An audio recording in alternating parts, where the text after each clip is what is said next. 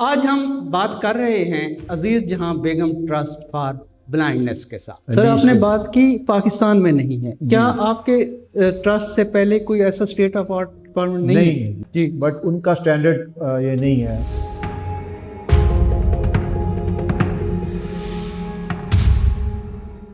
नाबीना बच्चे जो है ना, उनकी एजुकेशन सिर्फ पढ़ाई नहीं होती, उनकी पूरी ग्रूमिंग रिक्वायर्ड होती है। पंजाब को देखें, कितने परसेंटेज से मुस्तफीद हो?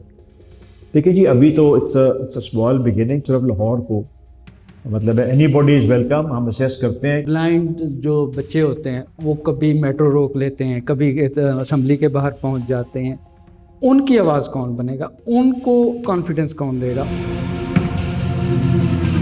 ऐसा तो पता है हुकूमत पास बहुत होता है जी। विल की कमी कह सकता हूं मैं कि विल की कमी है।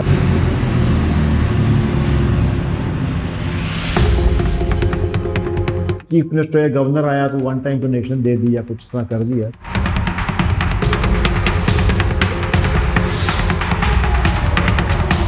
ये जो है पूरा हमारा एक डिपार्टमेंट है फंड रेजिंग का जी। ये हमारा अपना ही बेसिकली एफर्ट है। Pakistan centre of philanthropy PCP organisation कोई ऐसी एनजीओ ना बने जिसमें ट्रांसपेरेंसी ना। अस्सलाम वालेकुम नाजरीन, ज़रा सोचिए, एक बच्चा जो देख नहीं सकता, उससे पहले कि वो अपनी ज़िंदगी शुरू करे, सोसाइटी उसके लिए डिसाइड कर लेती है कि वो क्या कर सकता है और क्या नहीं। पाकिस्तान में ब्लाइंडनेस को अक्सर चैरिटी का मसला समझा जाता है, लेकिन सवाल ये है, क्या मसला ब्लाइंडनेस है या वो सिस्टम जो अपॉर्चुनिटीज़ को बंद कर देता है? Behind the impact believes this is not sympathy story, this is a story about access, dignity and system that decides the future.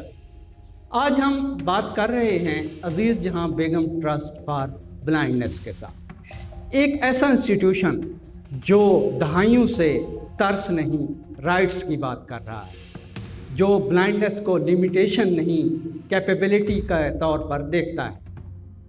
ये पॉडकास्ट एक एनजीओ की प्रमोशन नहीं, ये एक हार्ड कन्वर्सेशन है अबाउट एजुकेशन, टेक्नोलॉजी, एम्प्लॉयमेंट और वो uncomfortable truths जिन पर हम अक्सर बात नहीं करते। This is behind the impact, जहाँ हम कहानी नहीं सुनाते, हम सिस्टम को सवाल के दायरे में लेकर आते। आज हमारे साथ चेयरमैन अजीज़ जहां बेगम ट्रस्ट फॉर ब्लाइंड्स मियाँ कामरान अफजल मौजूद हैं। उनसे बात करते हैं एनजीओज़ के हवाले से, उनसे बात करते हैं उनके काम के हवाले से, उनसे बात करते हैं मिथ्स के हवाले से, उनसे बात करते हैं कि वो बातें जो नहीं की जाती और करने की ज़रूरत है। सबसे पहले तो ये हमें बताइए कि आपने ये जो प्रोजेक्ट शुरू किया, ये कब शुरू किया, इसका मोटिव क्या था, इसका जो मकसद था, क्या आप उस पर स्टिक हैं, उस पर चल रहे हैं, या अभी आपकी मोटिवेशन अभी क्या है? जी, ये जी प्रोजेक्ट हमने शुरू किया था 1989 में, और इसकी जो बेसिक मोटिवेशन थी वो ये थी कि जिनके नाम पे ये ट्रस्ट बना, अजीज़ जहां बेगम ट्रस्ट फॉर द ब्लाइंड, वो अपनी बीनाई को उन्होंने खो दी थी अपने लेटर ईयर्स में। तो उन्होंने अपनी बेटी मिस सलमा किश्वर जान को विल किया था कि मेरे जाने के बाद तब तुम रिटायर हो तो नाबीना बच्चों के लिए एजुकेशन के लिए कुछ करना। तो ये उनकी बेसिकली मोटिवेशन थी, और वो उन्होंने फिर मुझे इनवाइट किया शुरू में ही कि ज्वाइन करें। और तो उस वक्त तो बड़ा लगता था कि बड़ा मुश्किल काम है, ये कैसे होगा, लेकिन फिर अल्लाह ताला हिम्मत देता है। और वो, मैं और कुछ और, मरियम हबीब जो अब्बा की चेयरपर्सन थी, वो उन्होंने ज्वाइन किया। एक पारसी लेडी थी सिटी होमस जी, उन्होंने ज्वाइन किया। कुछ और प्रोमिनेंट जो लोग थे उस वक्त, उन्होंने ज्वाइन किया। हमने ट्रस्ट बनाया और उनके अपने घर से शुरू किया। नीचे वो रहती थी, ऊपर उन्होंने पहले तो डेवलपमेंट सेंटर बनाया जहाँ पे उन्होंने टॉकिंग बुक्स का रिकॉर्डिंग स्टूडियो बनाया, और हमने वॉलंटियर्स बुला के और वो रिकॉर्ड करना शुरू की। जो करिकुलम था बोर्ड का, क्लास 1 से लेके शुरू में क्लास 1 to 5 तक की तैयारी की। आहिस्ता आहिस्ता वो काम होता रहा, एंड हमने फिर जगह नेचुरली चाहिए थी फॉर स्कूल, तो हमने एक जगह किराए पे ले ली। उधर भी क्लासेस बढ़ती गई, क्लास 5 क्लास 6 बढ़ती रही, तो स्टूडेंट्स भी आते रहे, जगह फिर कम हो गई। फिर हम एक और जगह पे शिफ्ट हुए। बहरहाल वो भी इवेंचुअली कम होगी। तो गवर्नर पंजाब जो उस वक्त थे, जनरल सफदर, उन्होंने विज़िट किया और उन्होंने जब हमारा काम देखा और स्टूडेंट्स का रिजल्ट्स देखे, तो उन्होंने हमें कहा कि नहीं, आप जो काम कर रहे हैं इसके लिए प्रॉपर एक state of the art institution होनी चाहिए, ठीक, जो नहीं है पाकिस्तान में। सही। तो उन्होंने फिर हमें कहा कि हम आपको ज़मीन देंगे। सर, आपने बात की पाकिस्तान में नहीं है, क्या आपके ट्रस्ट से पहले कोई ऐसा स्टेट ऑफ आर्ट डिपार्टमेंट नहीं है? सरकारी लेवल पे सरकारी है जी, बट उनका स्टैंडर्ड ये नहीं है उधर। तो बल्कि जो बच्चे थे वो साथ साइटेड एक हेल्पर बैठता है जब एग्जाम भी को देते थे या टेस्ट देते थे। सही। हमने उनको बिल्कुल इंडिपेंडेंट कर दिया है, वो सारी पढ़ाई इंडिपेंडेंट ही करते हैं। और ब्रेल से हमने शुरू किया उनको सिखाना, और इसके लिए फिर टीचर्स रखना शुरू की। टीचर्स जो थे उनको भी ट्रेन करना पड़ता था। जी जी। तो फिर हमने ये प्लान बनाया कि हम 3 मंथ्स का ट्रेनिंग देंगे टीचर्स को, पहले ब्रेल की और बाकी चीज़ों की, और उनका एग्ज़ाम लेंगे, और जो पास करेंगी एक सर्टेन परसेंटेज वो फिर अलाउड होंगी पढ़ाने के लिए, उनको इजाज़त मिलेगी। तो ये हमने सारा ऑर्गेनाइज करके शुरू किया। नैयर अली दादा साहब हमारे बोर्ड ऑफ ट्रस्टीज़ में शामिल हो गए, और जो उस वक्त चीफ मिनिस्टर थे शहबाज शरीफ साहब जी, वो भी उस किराए वाले जगह में आए। ठीक है। उन्होंने नैयर साहब को कहा कि अब आपको ज़मीन मिल रही है तो आप इसको डिज़ाइन करें एक प्रॉपर इंस्टीट्यूट। ठीक। तो उन्होंने फिर ऑनरी बेसिस पे हमें ज्वाइन भी किया, और पूरा ये कॉम्प्लेक्स उनका टिपिकल वो जो ब्रिक्स की लुक है जी जी, वो उन्होंने पूरी कॉम्प्लेक्स का ऑन पेपर तो सारा बन गया ऑब्वियसली, क्योंकि चैरिटी थी और फंड रेजिंग साथ साथ करनी होती थी, पैसों की हमेशा शॉर्टेज रहती थी।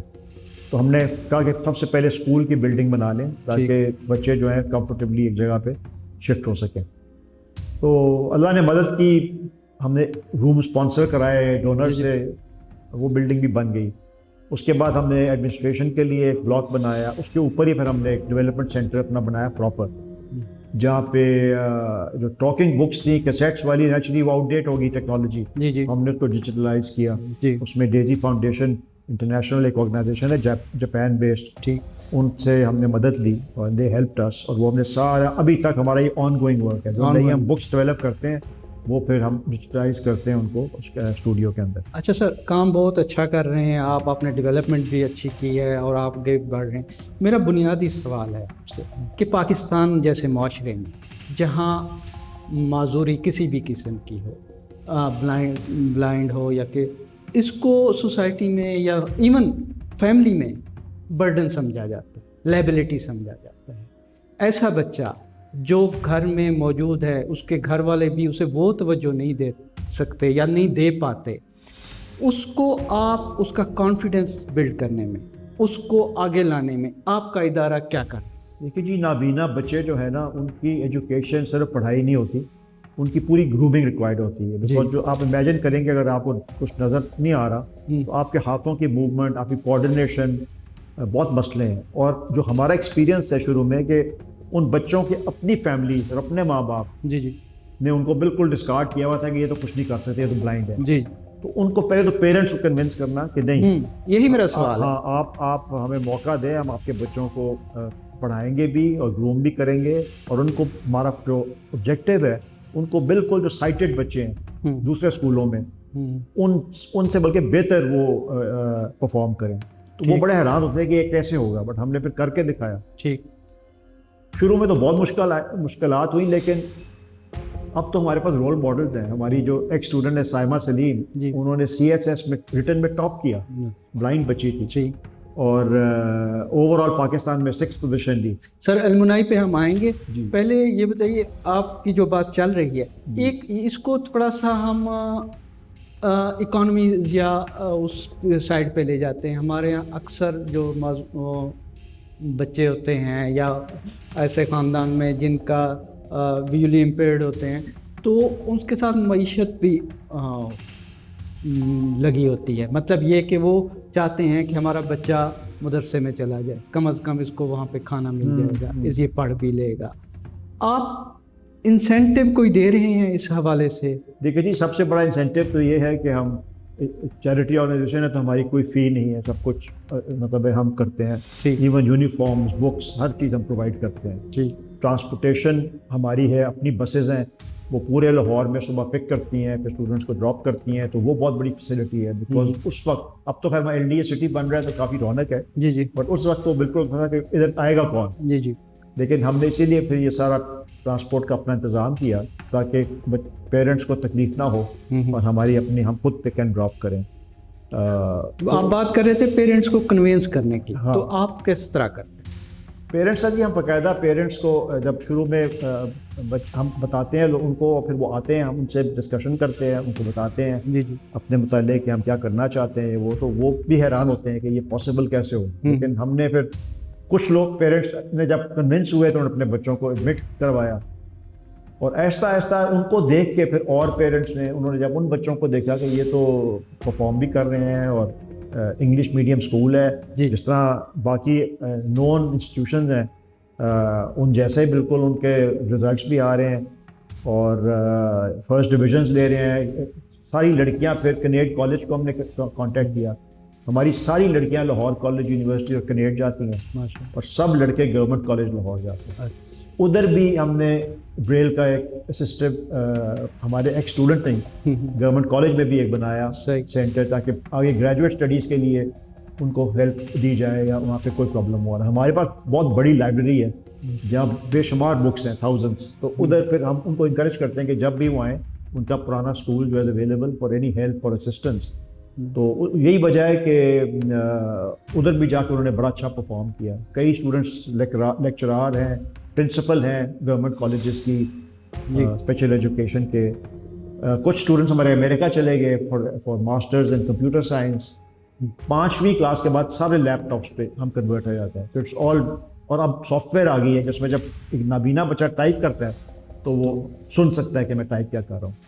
अच्छा सर, जो आप काम कर रहे हैं बहुत कर रहे हैं और अच्छे पैमाने पे कर रहे हैं, ये पाकिस्तान को अगर पूरे को देखें, पंजाब को देखें, कितने परसेंटेज से मुस्तफिद है? देखिए जी, अभी तो इट्स अ स्मॉल बिगिनिंग, क्योंकि एक इंस्टीट्यूट है और हम सिर्फ लाहौर को, मतलब एनी बॉडी इज़ वेलकम। हम असेस करते हैं कि हम अगर ये एलिजिबल है फॉर एडमिशन, तो क्योंकि ये स्पेशली ब्लाइंड बच्चों के लिए है, ये मतलब जो देख सकते हैं उनके लिए नहीं है स्कूल। ठीक है सर, आप इनके लिए काम कर रहे हैं, लेकिन आपने कभी सोचा, आपने कोई वो मिथ या वो सोच बदलने की कोशिश की जो कि प्रिवेल करती है तर्स वाली, ऐसे बच्चों को जो थोड़े से डिसेबल किसी? ये तो बच्चों के अंदर बड़ा एक साइकोलॉजिकल प्रॉब्लम होता है कि वो खुद समझते हैं कि हमारे पे तर्स खाया जा रहा है। जी। तो ये चीज़ उनको समझानी कि कोई तर्स वाली बात नहीं है, यू कैन डू एनीथिंग, जो मतलब साइट वाला बच्चा कर सकता है। जी। उनको एक कॉन्फिडेंस देना, उनको बताना कि ये पॉसिबल है, उनको एग्जांपल्स देने दुनिया में कि ब्लाइंड लोगों ने कहाँ कहाँ अचीवमेंट्स किए हैं, क्या क्या काम कर रहे हैं, हर फील्ड में ब्लाइंड लोगों ने परफॉर्म किया है। ठीक। उनको पहले तो वर्बली बताना, उसके बाद जब वो देखते हैं सीनियर्स को कि वो अब बोर्ड में भी फर्स्ट डिवीजन ले रहे हैं, कॉलेजेस में जा रहे हैं, जॉब्स भी कर रहे हैं, तो नेचुरली वो एक बहुत बड़ी मोटिफिकेशन है। पेरेंट्स भी एकदम और इंकरेज होते हैं कि यार इफ दे कैन, अगर एक लड़की CSS में टॉप कर सकती है फ्रॉम जहाँ बेगम ट्रस्ट स्कूल, तो वो तो फिर कोई लिमिट ही नहीं है ना, दे कैन डू एवरीथिंग। और उससे अब ये है कि अब थोड़ा आसान हो गया है कि जब पेरेंट्स देखते हैं रोल मॉडल्स को, तो वो भी इंकरेज होते हैं, उनको वो समझते हैं कि ये तभी हमारा फिर लम्स के साथ कोलैबोरेशन हमने की। ठीक। उन्होंने हमारे साथ कई प्रोग्राम्स इकट्ठे किए, डिफरेंट कॉलेजेस, यूनिवर्सिटीज, हॉस्पिटल्स, वो हमारे पास आए। ठीक। तो उन साथ हमने MOU साइन यहीं से सवाल निकालते हैं कि ये जो आपका कोई लाइजान कॉरपोरेट सेक्टर के साथ है जी। कि आपके बच्चे जब पूरी कर लेते हैं अपनी एजुकेशन, वो कॉरपोरेट सेक्टर में? जी जी, वो बच्चे हमारे बिल्कुल करते हैं। कॉर्पोरेट सेक्टर की हमारी बड़ी मदद भी है। सही। उन्होंने काफ़ी बच्चों को स्पॉन्सर भी किया हुआ है, डोनेशंस भी देते हैं। वो हमारे 2 स्ट्रीम्स हैं ऑफ फंड रेजिंग, एक है रनिंग एक्सपेंसेस की और एक है कंस्ट्रक्शन की। तो रनिंग एक्सपेंसेस के लिए ऑब्वियसली हर वक्त ये होता था कि पता नहीं आगे चलेगा कैसे से, उसके लिए कांस्टेंट मेहनत और प्लानिंग करके हमने फंड रेजिंग शुरू की। और अल्लाह का बड़ा फजल है कि हमें आज तक कोई रुकावट नहीं आई। टेम्प्रेरी स्लो डाउन हो जाते हैं काम, लेकिन जो रेगुलर ऑपरेशनल एक्सपेंसेस है उसके लिए हमें कॉर्पोरेट सेक्टर भी, इंस्टीट्यूशंस भी, सम 1 or 2 embassies, volunteer teachers Australia से आई शुरू में हमारे टीचर्स को ट्रेन करने। सर यहाँ थोड़ा सा कंट्राडिक्टरी है कि आपका काम स्मूथ चल रहा है, बच्चे आपके एम्प्लॉयमेंट भी हासिल कर रहे हैं, सारा कुछ, लेकिन दूसरी तरफ हम लाहौर में ही देखते हैं कि ब्लाइंड जो बच्चे होते हैं वो कभी मेट्रो रोक लेते हैं, कभी असेंबली के बाहर पहुंच जाते हैं। उनकी आवाज़ कौन बनेगा, उनको कॉन्फिडेंस कौन देगा, उनके मैं लिए आपको कौन? बताऊँ, एक बेसिक फ्लॉ है पॉलिसीज़ में ये है कि ये नाबीना बच्चा है या बच्ची है, ये इसको बस इतना कर दो कि ये कुछ काम सीख ले, सिलाई सीख ले, वही बेसिक कुर्सियाँ skill, बोल ले या और वो ऐसा- कमाई कर ले। हमारा एम्फोसिस उस पर नहीं है। नहीं है। ये चीज़ें हम समर सेशन में एक्स्ट्रा करिकुलर चीज़ों में सिखाते हैं, कुकिंग से लेके डिफरेंट स्किल्स, लेकिन ये हमारा मेन मोटिव नहीं है। ये तो एक साथ है एक्स्ट्रा चीज़ें जो हम सिखाते हैं। हमारा ये है कि हमने एजुकेट करना है, नॉर्मल एजुकेशन जो एक्साइटेड बच्चा कॉलेजेस यूनिवर्सिटीज़ में अचीव करता है। सर फिर तो लोग ये सोचने में बजाने होंगे या सोच लेंगे कि आप जो काम कर रहे हैं वो एलीट है के लिए। एलीट नहीं है, लेकिन आप यही मानोगे, शहबाज शरीफ साहब जब आए जब चीफ मिनिस्टर थे तो उन्होंने कहा काश ऐसा कोई स्कूल गरीब लोगों के बच्चों का भी होता। और हमने बताया कि जी हमारे 95% जो बच्चे हैं, क्योंकि यूनिफॉर्म्स बड़े अच्छे पहने हुए हैं और ब्लेजर्स पहने हुए हैं और बैजेस लगे हुए हैं और टाइल्स पहनी हुई हैं, तो आपको लग रहा है ये सब हम प्रोवाइड करते हैं। फिर जब सर मुल्क का सरबराह जब कह रहा है काश, जी मतलब वो काश कह रहा है, जी, वो कर सकता है, वो कर क्यों नहीं? ये तो अब आपको पता है बड़ा कुछ होना चाहिए पाकिस्तान में, लेकिन यहाँ पे मैंने देखा है कि प्राइवेट सेक्टर में जो काम हुए हैं वो हुए हैं। गवर्नमेंट सेक्टर में गवर्नमेंट के स्कूल हैं ब्लाइंड बच्चों के लिए, लेकिन उनका जो क्वालिटी ऑफ एजुकेशन है वो बहुत ही पुअर है, प्रॉपर मैनेजमेंट नहीं है। फिर वो गवर्नमेंट जॉब में आपको पता ही है जो वो ब्यूरोक्रेटिक सोच आ जाती है। जी हमारी तो बड़ी स्ट्रिक्ट परफॉर्मेंस एवेल्युएशन होती है, हर महीने हमारी टीचर्स मीटिंग होती हैं, हम जी। एक बच्चे को डिस्कस करते हैं, तो ये चीज़ें और जगह नहीं हैं। तो हमारा मकसद भी यही है कि सैयद बाबर अली साहब जब आए तो उन्होंने भी कहा कि आपको एक इंस्टीट्यूट बनाना चाहिए टीचर्स ट्रेनिंग की, और ऐसे इनको रेप्लिकेट करना चाहिए और शहरों में भी अपने जी। प्रोजेक्ट। तो हमने कहा जी बिल्कुल हम करेंगे, हम सिर्फ ये हमारे हॉस्टल्स बन जाएं, हमारा ये प्रोजेक्ट कंप्लीट हो जाए, तो नेक्स्ट टारगेट पर हमारा यही होगा कि हम may be not as big on 5 एकड़, लेकिन जी। इसके सैटेलाइट बनाएं इन डिफरेंट सिटीज़। अभी हमारे पास स्टूडेंट्स हैं जो लाहौर से बाहर के आते हैं, लेकिन वो ये है कि अब रहते फैसलाबाद में, कोई रिश्तेदार है लाहौर में, वो बच्चों को उधर ही, मतलब कई पेरेंट्स तो शिफ्ट होकर लाहौर आ गए हैं, इसी बच्चों मकसद की के लिए। एजुकेशन हमें सही मिल जाए। अच्छा सर, आप अच्छा काम कर रहे हैं, आप किस तरह दूसरे भी प्राइवेट इदारे अच्छा काम कर, कभी आपने गवर्नमेंट को कोई सजेशन दी हो, देने की कोशिश की हो, या उन्हें बताने की कोशिश की हो कि काम इस तरह करें? देखिए जी, गवर्नमेंट का पूरा एक डिपार्टमेंट है, सोशल वेलफेयर डिपार्टमेंट है हमारा, उनके साथ लिएज़ॉन रहता है जी डिफरेंट प्रोग्राम में, लेकिन हमने जो देखा है उनकी बड़ी लिमिटेड वो है फंडिंग या हेल्प या असिस्टेंस। हमने देखा है कि पैसे हमने की ज़्यादा कमी है या काम वेल खुद ही की? जी, वेल की कमी है या पैसे की? पैसा तो पता है हुकूमत पास बहुत होता है, जी। वेल की कमी कह सकता वेल हूँ की मैं कि कमी। वेल की कमी है, और वो उनको इस तरफ करना, ये तो हम वी आर लकी कि हमारे पास सारे गवर्नर्स ने फिर विजिट किया है, उसके बाद हमारे सब चीफ मिनिस्टर्स ने विजिट किया है। वहाँ से कोई लर्न नहीं किया इन्होंने जी आपके इंस्टीट्यूशन में आके चीज़ें नहीं, देख वो तो फिर हम उन्होंने हेल्प भी की हमारी, तभी तो हम इस स्टेज पे पहुंचे हैं। के? वही हेल्प उन्होंने अपने इदारों में की। जी, बस वो पता है गवर्नमेंट का निज़ाम जो है वो और तरह चलता है, प्राइवेट सेक्टर अब तो देखें ना, पीआईआई को प्राइवेटाइज कर रहे हैं, तो इसीलिए कर रहे हैं ना कि गवर्नमेंट नहीं चला सकी। जी जी। तो मतलब आप महदूद वसाइल में इतना ज़्यादा काम कर रहे हैं, जी। और आपके बच्चे मतलब विजुअली इम्पेयर्ड भी हैं, सारा कुछ है, लेकिन वो अचीवमेंट्स हासिल कर रहे हैं। जी अब जो गरीब का बच्चा है वो या मदरसे में जाएगा, या कुर्सियाँ बुनेगा, या किसी से ऐसे इदारे में जाएगा, तो बट हमारे तो डोर सबके लिए ओपन है, वो यहाँ पे हमारा तो कोई है ही नहीं क्राइटेरिया कि अमीर हो या गरीब हो। हम तो देखते हैं कि कोई भी चाहे कि उनका बच्चा ब्लाइंड है, उसको प्रॉपर एजुकेशन मिले और वो दुनिया में कोई मुकाम हासिल करे, कोई अचीव करे, तो दे आर मोस्ट वेलकम। और हम अब तो काफ़ी लोगों को अजीज जहाँ बेगम ट्रस्ट का पता भी है, शुरू में मुश्किल था। गवर्नमेंट काफी हेल्प करती है आपकी उसमें इन फॉर्म ऑफ कैपिटल? नहीं, कोई ख़ास नहीं, मतलब जब कोई चीफ मिनिस्टर या गवर्नर आया तो वन टाइम डोनेशन दे दी या कुछ तरह कर दिया।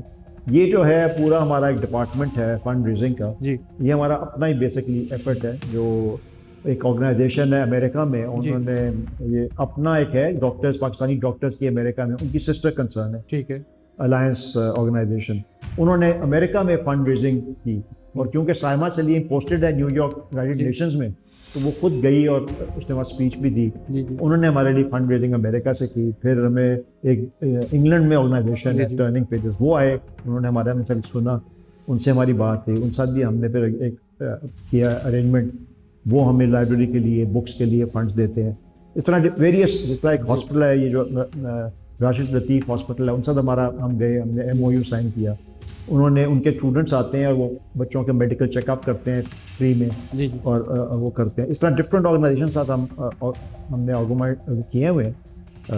जो वाइस चांसलर है लाहौर कॉलेज यूनिवर्सिटी, उनके साथ मैं खुद गया, हमने MOU साइन किया, जी। और वेरियस प्रोग्राम्स उनके साथ भी चल रहे हैं। और हमने वहाँ पे भी एक पूरा सेंटर में हेल्प की उनको। अच्छा सर, आप तो इस्टेब्लिश हो चुके हैं, आपने काम बहुत अच्छा किया, मतलब डेवलपमेंट भी हुई।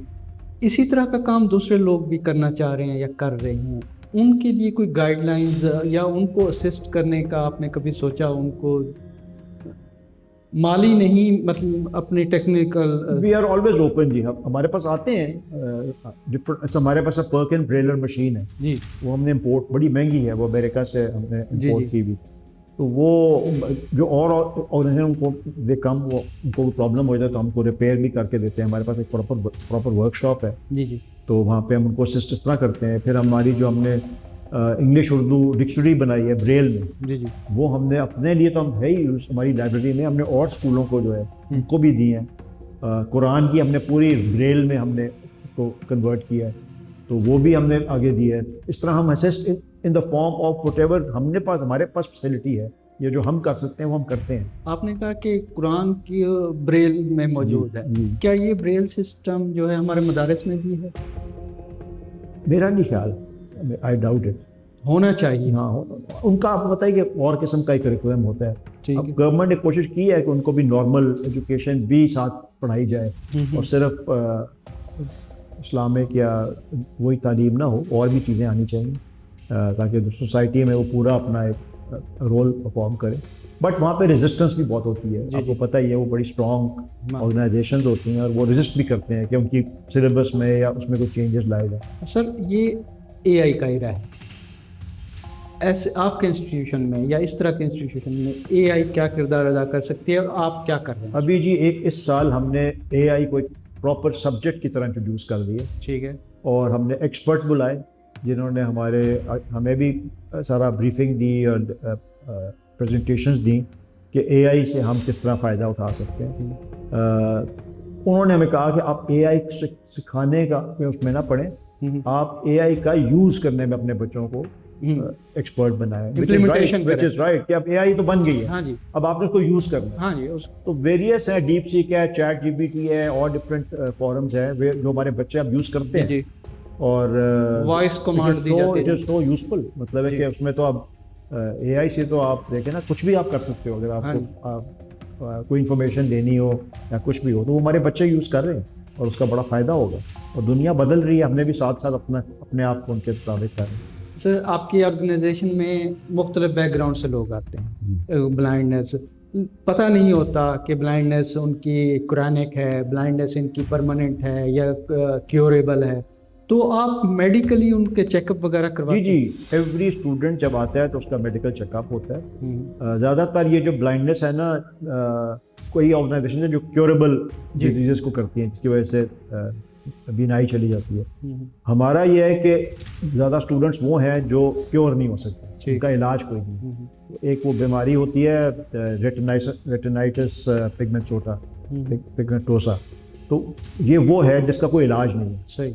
तो इसलिए वो पहले डॉक्टर्स करते हैं उनको असेस, और जब वो कहते हैं कि हाँ ये कांट सी, तो फिर हम उनको एडमिट करते हैं और हम सारा करते हैं। हमने फिर एक कंपनी है कैलिफोर्निया की, उनके साथ हमने एक कोलैबोरेशन की है आइरिस विजन के नाम से। ठीक। वो ग्लासेस बनाते हैं, ठीक है। जो बच्चा जब पहनता है तो उसको थोड़ा सा नज़र आना बेहतर शुरू है। वो भी प्रॉब्लम उसमें ये है कि जो बिल्कुल ब्लाइंड है उनका कोई फ़ायदा नहीं होता। ठीक। तो ईच चाइल्ड जो कहते हैं कि हमें चाहिए, हम पहले उनको डॉक्टर चेक करता है। कई बच्चों को होता है नज़र नहीं आता, लेकिन शेडोज नज़र आते हैं बिल्कुल हल्के से। तो वो जब पहनते हैं तो उनको, तो पहली बच्ची जिसको हमने वो प्रोवाइड की, जी जी, हमने कहा आप क्या देखना चाहते हो, तो उसने कहा मैं अपनी माँ को देखना चाहती हूँ। सही। तो वो एक बड़ा इमोशनल सीन था कि उसने अपनी माँ बाप को नहीं देखा था, और with those glasses she could see. लेकिन अब तक मेरा ख्याल है टोटल हमारी स्ट्रेंथ में से कोई 5-6 बच्चों को हमने प्रोवाइड किए हैं। लेकिन बाहर भी लोगों के लिए अवेलेबल है, हम बताते हैं लोगों को पूरा वो आए, अपनी आंखें चेक कराएं, और अगर उनको हेल्प हो तो हम डोनर भी लाइन अप करते हैं, क्योंकि वो है बड़ी महंगी, 5-6 लाख से ज़्यादा की वो एक ग्लास है। लेकिन हम फिर डोनर्स हमारे पास होते हैं जो कहते हैं जी अगर कोई हो डिजर्विंग तो हमें बताएं, हम आपको पैसे देंगे, आप मंगवा के दें उनके। तो वो आयरिस विजन का हमारा पूरा सेंटर है, डेवलपमेंट सेंटर के अंदर। सर बात डोनर की हो रही है, यहाँ हर दूसरा बंदा अपनी NGO रजिस्टर करवा लेता है, डोनर का ट्रस्ट कैसे डेवलप? देखिए जी, एक है Pakistan centre of philanthropy, PCP organisation जो रिकग्नाइज्ड है बड़ी, और वो सर्टिफिकेशन करते हैं, इतनी थरो सर्टिफिकेशन करते हैं कि उसका करते हैं कि एनालिसिस के टीचर्स साथ अलहदा, स्टूडेंट्स साथ अलहदा, सिस्टम साथ स्टडी करते हैं, ऑडिट हमारे ऑडिटर्स की रिपोर्ट्स देखते हैं, हमारे पूरा हर चीज़, minutes of the meeting, teachers meetings monthly, वो हर चीज़ में जाते हैं और रेटिंग देते हैं जी। तो we are very happy that consecutively since many years we have been approved, और हमारी लास्ट जो रेटिंग है वो भी अबाउट 98%, 97-98% थी, which is probably the highest in Pakistan. तो एक तो उससे लोगों को ट्रस्ट होता है, या गवर्नमेंट को भी ट्रस्ट होता है कि ये जेन्युइनली काम कर रहे हैं, this is not like an NGO जो परफॉर्म नहीं कर रही।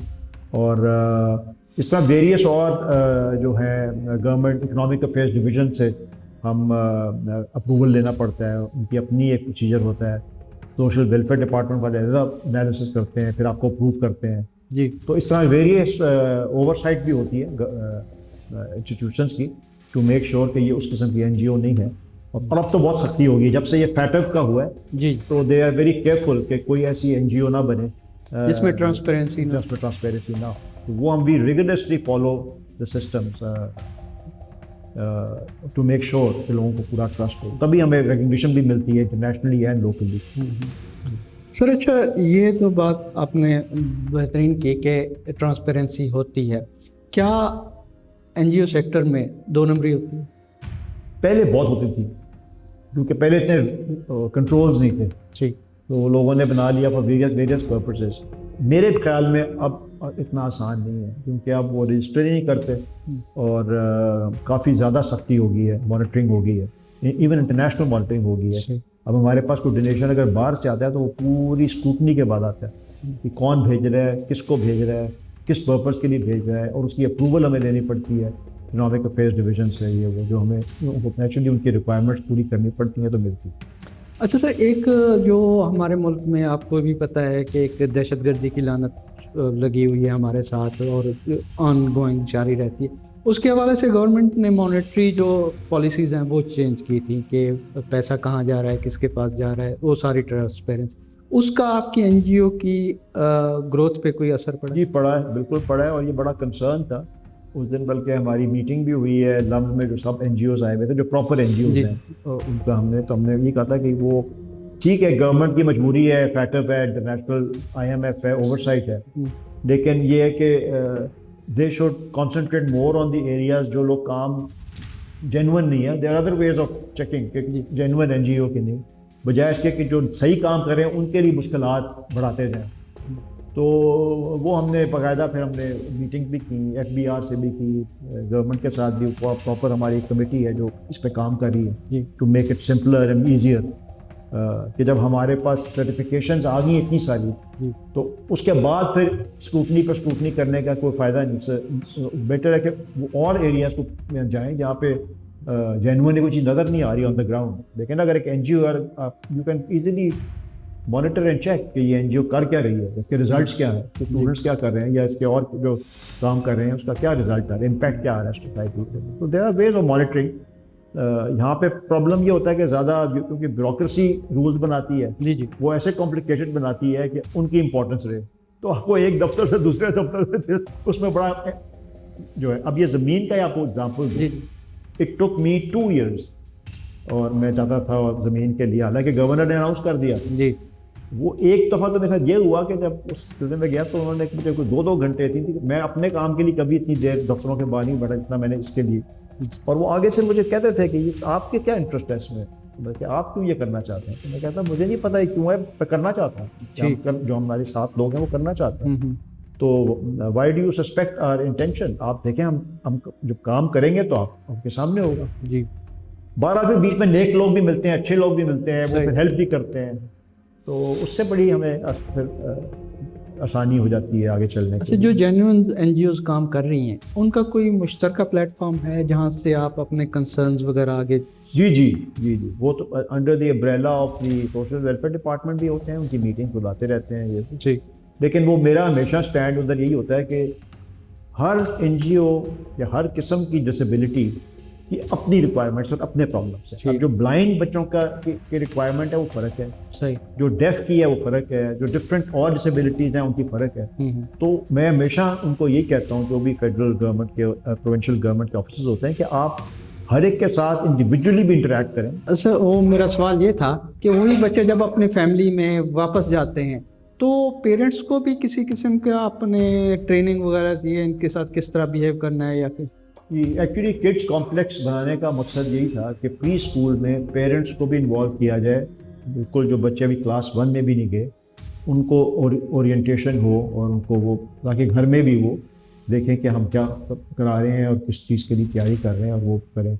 लेकिन आपको पता ही है, गरीब फैमिलीज होती हैं, पेरेंट्स के अपने बड़े मसले होते हैं, तो वो ज़्यादातर रिलाय स्कूल पे ही करते हैं कि ये हमारे बच्चों को। लेकिन ये है कि पेरेंट्स पर आके जब बताते हैं हमें कि ये तो हमने तो गिव अप किया था, हमारा बच्चा तो बड़ा ये भी हैंडल कर लेता है, वो भी चीज़ हैंडल कर लेता है, बड़ा कुछ सीख गया है, पढ़ाई में भी अच्छा परफॉर्म कर रहे हैं, तो और फिर उनको देख के और पेरेंट्स भी कन्विंस होते हैं, तो वो भी एक मोटिवेशन का सिलसिला चलता रहता है।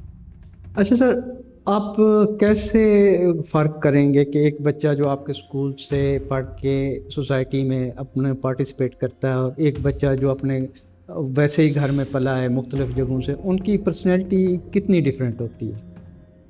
बहुत फ़र्क होता है, बहुत फ़र्क होता है, बिकॉज एक्चुअली हमारी ओवरऑल बड़ी होलिस्टिक किस्म की एजुकेशन है। पढ़ाई तो है ही एम्फेसिस, उसके अलावा भी हम हर चीज़ में, स्पोर्ट्स में, फिर इनको समर सेशन होता है हमारी समर हॉलीडेज़ महदूद होती हैं, हम समर सेशन में भी बुलाते हैं और डिफरेंट जगहों पे लेके जाते हैं। डिफरेंट अभी जॉय ऑफ साइंस म्यूज़ियम में लेके गए थे, फार्म्स पे लेके जाते हैं, डिफरेंट उनको एक्सपीरियंसेस कराते हैं, वाटर पार्क में जाते हैं, ऐसा डिफरेंट एक्टिविटीज़ कराते हैं उनको एक्सपोजर देने के लिए। तो हमारी काफ़ी कॉम्प्रिहेंसिव एजुकेशन है, सिर्फ एक चीज़ पे हम कॉन्सेंट्रेट नहीं करते। Although main emphasis is on the results in the education, कि पढ़ाई में उन पे कोई कॉम्प्रोमाइज़ नहीं होना चाहिए। अच्छा सर, ऐसे बच्चों की जो साइकी होती है, साइकोलॉजी होती है, वो डिफरेंट होती है, इनके इमोशंस भी डिफरेंट होते हैं, उसको कैसे कैटर करते हैं? उसको जी यही है कि that's is what we do. हमारी बल्कि अभी लास्ट टीचर्स मीटिंग में मैं भी था, तो मैंने यही वो हम डिस्कस कर रहे थे, वो एक एक बच्चे को एनालाइज करते हैं कि उसमें, बिकॉज हर कई बच्चों के इंडिविजुअल मसाइल होते हैं फ्रॉम देयर होम्स, उनकी साइकोलॉजिकल इशूज़ होते हैं। तो अगर हम एक देखते हैं कि बच्चा परफॉर्म नहीं कर रहा, तो फिर हम डेप्थ में जाते हैं कि इसकी वजह क्या है, ये क्यों वीक है किसी सब्जेक्ट में, या क्यों इतनी मेहनत नहीं कर रहा। तो कई दफ़ा ट्रेस होता है उस बात पे कि इनको उसका एक साइकोलॉजिकल कोई प्रॉब्लम है या उसका, तो हम फिर उसकी भी उसको करते हैं। बाहर से लोग भी बुलाते हैं, मोटिवेशनल लोग, जो आके फिर समझाते हैं उनको, ताकि, और हमने टीचर्स को ये कहा होता है कि आपने ये नहीं कहना कि ये बच्चा लायक नहीं है, ये कर नहीं सकता। सही। आपने कहना है कि नहीं, अगर कमी है तो हमें उसको पूरा करना है। सही। क्योंकि हम बिलीव करते हैं कि हर बच्चे में पोटेंशियल है, प्रोवाइडेड उसकी टीचिंग और उसकी ग्रूमिंग सही। ठीक है, तो जो टीचर्स हैं या ट्रेनर्स हैं, उनकी ट्रेनिंग का कितना ख्याल है? उनका जी 3 मंथ्स की हमारी बड़ी इंटेंसिव ट्रेनिंग होती है, टू द एक्सटेंट कि इवन हम ब्लाइंड फोल्ड करके वॉक कराते हैं वाइट केन के साथ, ताकि पता हो कि जिसको हम पढ़ा रहे हैं वो कैसे फंक्शन करता है। इस तरह बाकायदा ब्रेल का, ये वो हर चीज़ का फिर टेस्ट होता है उनका। ठीक। तो सिर्फ जो पास करते हैं वही पढ़ाने के, वरना वो they have to stay on probation until they learn, और पास नहीं किया। दुनिया भर में जो विजन के हवाले से एडवांसमेंट हो रही है, टेक्नोलॉजी आ रही है, उसको कितना आप लोग अपने इनकलकेट करते हैं या उसमें रखते हैं? जी करते रहते हैं हम। अब आयरिस विजन का मैंने एग्जांपल दिया, दैट वाज समथिंग न्यू।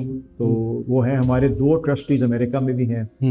कोई भी वहाँ पे कोई ऐसी चीज़ नई ईजाद होती है या कोई नई रिसर्च होती है तो वो हमारे साथ शेयर करते हैं, बताते भी हैं, हमारी हेल्प करते हैं। तो वो उससे भी हमें आइडिया होता है कि कोई ऐसी चीज़ है नहीं, तो वी वर वेरी कीन कि हम उसको समझें और देखें किस हद तक हम उसको भी यहाँ पे हमारी स्कूल में इंकॉर्पोरेट कर सकते हैं। आपका स्ट्रक्चर क्या है, प्राइमरी मिडिल? हमारा जी प्री स्कूल से मेट्रिकुलेशन तक अच्छा, बोर्ड एग्जाम की। और किसके साथ एफिलिएटेड हैं आप, मतलब बोर्ड के साथ हैं? बोर्ड के साथ हैं, पंजाब पब्लिक सर्विस कमीशन के साथ हैं, हर जगह अप्रूव्ड है, तभी हम CSS के इम्तिहान हमारे बच्चे दे सकते हैं, ठीक वरना है। उसके बगैर पॉसिबल हाँ नहीं जी। है। तो we are approved everywhere by all the boards Pakistan में, हायर एजुकेशन के लिए, स्कूल के लिए। और बच्चों की जो एलमुनाई के हवाले से आते हैं, मैं देख रहा था आला उहदों पर भी हैं आपके बच्चे, यहाँ से पास आउट हुए। थोड़ा सा ओवरव्यू दिएगा कि आपके एलमुनाई बच्चे कहाँ कहाँ पहुँचे। देखिए जी, एक तो मैंने आपको बताया साइमा सलीम है जो फॉरेन सर्विस में है, CSS में, जो UNO में भी उनकी तस्वीर UN थी। में स्पीच भी दी थी उन्होंने, जी। इंडियन डेलीगेट के जवाब में बड़ा अच्छा बोली थी। जी जी। उसके अलावा जो पहले जज हैं, सिविल जज यूसुफ अकबर साहब, in the court, right, performing, मैंने तारीफ सुनी है कि उनकी बड़ी अच्छी फास्ट जजमेंट्स होती हैं और अच्छी जजमेंट्स होती हैं। इस तरह और भी पूरी लिस्ट है हमारी वेबसाइट पे ऑफ स्टूडेंट्स। प्रिंसिपल है एक लड़की गवर्नमेंट कॉलेज स्पेशल एजुकेशन की, इस तरह वेरियस जगहों पे हमारे कईयों ने PhD भी किया है। हम उसको इंकरेज करते हैं जो पढ़ना चाहते हैं आगे, डॉक्टरेट करे या PhD करे, लेकिन बीच में जो जॉब्स कर रहे हैं उनको भी इंकरेज करते हैं, जिस हद तक हम मदद कर सकते हैं वो भी करते हैं। तो काफ़ी स्टूडेंट्स हैं डिफरेंट जगहों पे प्लेस्ड हैं, और वो पूरी लिस्ट है जो वेबसाइट पे डालते भी रहते हैं, और कभी हमारे बच्चे अभी ये काम कर रहे हैं। कभी इस इदारे को लाहौर से बाहर एक्सपेंड करने का सोचा है? बिल्कुल जी, बिल्कुल हमारा प्लान है इंशाल्लाह। सिर्फ हमारा क्योंकि अभी ये वाला कंप्लीट नहीं हुआ, बोर्डिंग हाउसेस बन जाएं, जो एक दो बिल्डिंग्स रह गई हैं, क्योंकि teachers hostels and students hostels बन गए। तो वंस ये कंप्लीट हो जाएगा तो नेक्स्ट स्टेप तो यही होगा कि we will go in different cities and we try to expand this, क्योंकि ये हमारा बेस होगा, यहाँ से हम ट्रेन करेंगे और फिर हम और सिटीज़ में भी हम होते हैं कि नहीं होते, हमारे जो भी होगा ट्रस्टी वगैरह वो फिर एक्सपैंड करता रहेगा। हाँ जी। अच्छा, साउथ पंजाब का जो मसला है ना, साउथ पंजाब में गुर्बत भी है और इस तरह के मतलब बच्चे वहाँ ज़्यादा निगलेक्ट होते हैं। जी जी, उस तरफ आपने सोचा? जी जी, हर एरिया में जाएंगे। नेचुरली कंसंट्रेशन हमारी पंजाब में होगी पहले जी, और उसके बाद we can even go to other provinces, वो कोई इशू नहीं, मतलब but that's a long term goal जो आहिस्ता आहिस्ता अल्लाह करे कि हम उस स्टेज पे पहुंचे। आपका जो एडमिनिस्ट्रेटिव स्ट्रक्चर है वो बोर्ड ऑफ गवर्नर्स हैं कि किस जी, तरह? बोर्ड ऑफ ट्रस्टीज है, मैं चेयरमैन हूँ, मेरे नीचे एक फाइनेंस के हैं CFO, फिर हमारे एक एडमिनिस्ट्रेटिव डिपार्टमेंट के हेड हैं, एक डायरेक्टर फंड रेजिंग हैं, तो 3 डायरेक्टर लेवल के लोग हैं जो मुझे असिस्ट करते हैं एडमिनिस्ट्रेटिव साइड पे। जो इंस्टीट्यूट है या स्कूल है उसमें हमारी एक CEO हैं, she herself is a very highly qualified lady, miss Ursula जदी, उनको बड़ा क्रेडिट चाहते हैं, उन्होंने बड़ा अच्छा ऑर्गेनाइज की भी टीचिंग। उनके नीचे फिर हमारी एक सीनियर मोस्ट टीचर है, एंड बाकी टीचर्स वगैरह पूरी फैकल्टी है, और वो जो इंस्टीट्यूट का सारा अफेयर्स हैं वो फिर वो हैंडल करते हैं। मैं in the administrative office administrative side करता हूँ। अच्छा सर, आप अपने स्टूडेंट्स की जो कामयाबी है उसको कैसे मापते हैं? क्या उनकी सोसाइटी में कंट्रीब्यूशन से, उनकी खुद इन्हिसारी से, या उनका कॉन्फिडेंस से, किस तरह आप होगा? जी, मेरे नज़दीक तो वैसे भी 90% जो प्रॉब्लम है पाकिस्तान का, इवन साइटेड बच्चों का, मास्टर्स के हमारे पास आते हैं बच्चे जिन्होंने मास्टर्स किया हुआ है और ग्रेजुएशन की है, वो अपने आप को एक्सप्रेस नहीं कर सकते जी, तो कॉन्फिडेंस नहीं है। वैसे बड़े लायक होते हैं, रिजल्ट्स भी देखो तो CVs में बड़े अच्छे होते हैं, पर जब आप बात करो तो वो एक्सप्रेस नहीं कर सकते अपने आप को। सही। तो मेरा एम्फेसिस यही होता है कि इतना कॉन्फिडेंस हो जाए, और कभी आपको इत्तेफाक हो तो हम आपको बुलाएंगे हमारी फंक्शन जब होती हैं एनुअल इवेंट, तो बच्चे स्टेज पे आके जो स्पीचेस देते हैं, जो बात करते हैं, तो वो उससे पता लगता है कि वो, और फिर हम तो देखते हैं ना कि जब वो आए थे कॉन्फिडेंस लेवल क्या था और अब क्या है। ऐसे बच्चों में ओरेटरी ज़्यादा होती है, जी जी, बोलने की सलाहियत। बिल्कुल बिल्कुल, वो उनकी वही है वन से, बट सारा डिपेंड करता है ट्रेनिंग और एजुकेशन पे, उसके बगैर तो नहीं हो सकता। तो कॉन्फिडेंस तो सबसे बड़ा है, रिजल्ट्स तो है ही है, पढ़ाई में रिजल्ट्स, ये वो स्पोर्ट्स में अच्छे स्पोर्ट्समैन बनना, बट अल्टीमेटली मेरी अपनी ये पर्सनल भी है कि दुनिया में सक्सीड करने के लिए कॉन्फिडेंस जो है जी, और बात कर सकें, आप कम्युनिकेट कर सकें, that makes a lot of difference. उससे बड़ा क्या आपके एलमुनाई किसी मुकाम पर पहुंचने के बाद आपको विज़िट करते हैं? जी जी, करते हैं बिल्कुल, और जब भी विज़िट कर रहे हों, कुछ बाहर भी हैं वो भी आते हैं, अमेरिका में भी एक स्टूडेंट वो भी आए थे। इस तरह जब भी उनको मौका मिलता है आते हैं। We also try to stay in touch with them.